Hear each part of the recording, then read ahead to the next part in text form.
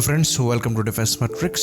तो आज का जो अपडेट है वो भी तेजस को लेकर है। तो जैसे कि हम जानते हैं, अर्जेंटीना की फाइटर एयरक्राफ्ट की रिक्वायरमेंट है, जिसको लेकर कुछ दिन पहले पाकिस्तान द्वारा ऐसी रिपोर्ट फैलाई गई थी कि पाकिस्तान का जो JF-17 थंडर है उसको अर्जेंटीना ने सेलेक्ट कर लिया है। करीबन $664 मिलियन में 12 यानी कि 12 एयरक्राफ्ट लेने हैं, जिसमें से 10 जो हैं यानी कि 10 जो हैं वो सिंगल सीटर होने वाले थे और 2 जो हैं वो ट्विन सीट वेरिएंट होने वाले थे। जिसके बाद अर्जेंटीना को क्लैरिफिकेशन देना पड़ा था कि अभी विनर डिसाइड नहीं हुआ है और JF-17 विनर नहीं है।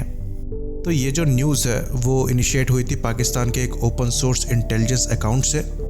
तो वहाँ से न्यूज़ को पिकअप करके एक बड़ी न्यूज़ बना दिया गया था, जिसके बाद अर्जेंटीना को खुद क्लैरिफिकेशन देना पड़ा कि ऐसा नहीं है। तो जो अभी लेटेस्ट न्यूज़ आई है उसमें अर्जेंटाइन एयरफोर्स के चीफ ऑफ जनरल स्टाफ हैं brigadier major Xavier Juan Isaac, उन्होंने ये बात क्लियर करी है कि 2 ऑफ़र अभी उनके पास हैं।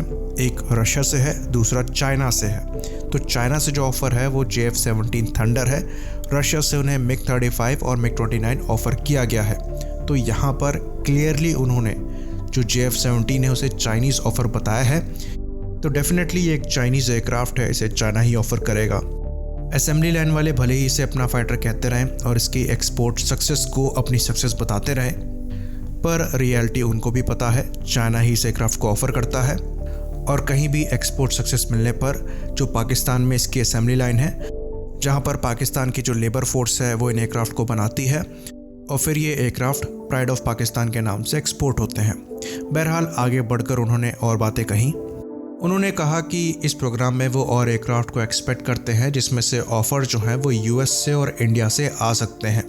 तो जैसा कि पहले कहा जा रहा था कि JF-17 ने इंडियन एयरक्राफ्ट को बीट करके कंपटीशन जीता है, जिसको रिप्लाई करते हुए हमने बताया था कि अभी तक इंडिया ने तेजस को ऑफ़र ही नहीं किया। तो ये बात यहाँ पर प्रूव हो जाती है, क्योंकि उन्होंने क्लियरली कहा है कि इंडिया से जो बातचीत है वो भी इनिशियल स्टेजेस में है, स्टार्ट हुई है। तो उनका ये कहना था कि इस साल के अंत तक वो चाहते हैं कि सारे ऑफ़र जो हैं वो आ जाए, जिसके बाद दूसरे साल के पहले क्वार्टर में इन ऑफ़र्स को मिनिस्ट्री ऑफ डिफेंस के सामने रखा जाएगा। तो उन्होंने ये बात भी साफ करी कि US ने भी अभी तक कुछ ऑफ़र नहीं किया है। ये उनको पता लगा है कि अमेरिका करने वाला है, जिसकी वजह से वो उसका वेट कर रहे हैं। तो जैसा कि हम पहले डिस्कस कर चुके हैं, अर्जेंटीना पे ब्रिटेन का एम्बार्गो लगा हुआ है, तो वो अपना कोई भी कंपोनेंट जो है वो अर्जेंटीना को ऑफ़र नहीं करेंगे। तो इस कंपटीशन से पहले जो कोरिया का FA-50 फाइटर है वो फ्रंट रनर चल रहा था अर्जेंटीना के लिए, पर क्योंकि ब्रिटेन ने एम्बार्गो लगा दिया तो वो एयरक्राफ्ट जो है वो रेस से बाहर हो गया है।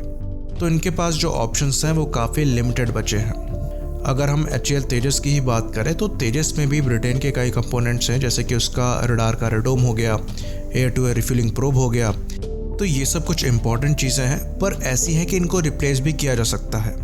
तो जो रेडोम है वो इंडिया में बनाने की कोशिश करी जा रही है, तो इंडियन रेडोम जो है वो ऑफ़र हो सकता है। बाकी air to air refuelling probe की बात करें तो बिना रिफ्यूलिंग प्रोब के भी एयरक्राफ्ट ऑफ़र किया जा सकता है। परेशानी आएगी इजेक्शन सीट में, क्योंकि बहुत ऑप्शंस नहीं है। बाकी अगर रशियन इजेक्शन सीट की तरफ जाया जाए तो वहाँ पर अगर आप नई इजेक्शन सीट लगाते हैं तो इसके साथ टेस्टिंग वगैरह का एक पीरियड ऐड हो जाएगा, तो ये भी एक टाइम टेकिंग प्रोसेस है।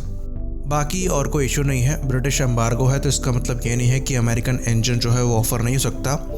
अर्जेंटीना द्वारा पहले से ही उनके इंडिजिनसली बिल्ट IA-63 पंपा एयरक्राफ्ट यूज़ किए जाते हैं, जिसको FMA द्वारा बनाया गया है, जिसको खुद लॉकहीड मार्टिन ओन करती है। तो इसके जो मॉडिफाइड वर्जन वगैरह हैं उसको लॉकहीड मार्टिन द्वारा ही बनाया जा रहा है।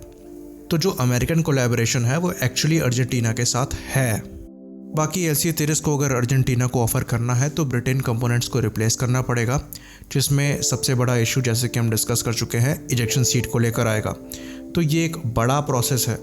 साथ ही साथ इसमें ब्रिटेन के साथ इंडिया के रिलेशन कैसे हैं उसको भी दिमाग में लेकर चलना पड़ेगा, क्योंकि ब्रिटेन के साथ डिफेंस डील्स की अच्छी खासी प्रोग्रेस जो है वो पिछले कुछ समय में दिखाई पड़ी है। कुछ दिन पहले ही BDL और MBDA के बीच में कॉन्ट्रैक्ट साइन हुआ था एसरा मिसाइल को इंडिया में बनाने के लिए। बाकी HAL और रोल्स रॉयस के बीच में भी एक पार्टनरशिप हुई थी MT-30 इंजन्स को बनाने के लिए। तो मजबूत पार्टनरशिप जो है डिफेंस सेक्टर में वो इंडिया और ब्रिटेन के बीच में हो रही है।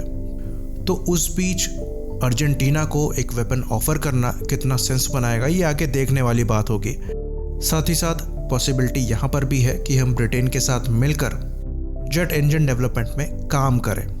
तो ब्रिटेन के साथ इतनी पॉसिबिलिटी होने के बाद ये वाइस नहीं रहेगा कि अर्जेंटीना को हम अपना फाइटर ऑफर करें जिस पे ब्रिटेन ने एम्बार्गो लगा रखे हैं। बाकी जो आगे चीज़ें हैं वो देखने वाली हैं। बाकी अर्जेंटीना के डिफेंस बजट की बात करें तो वो पिछले कुछ समय से नीचे ही आता जा रहा है, जो कि ये शो करता है कि वो ज़्यादा पैसा खर्च भी नहीं करने वाले हैं। तो जो JF-17 की पॉसिबिलिटी है वो एक्चुअली यहाँ पर ज़्यादा है।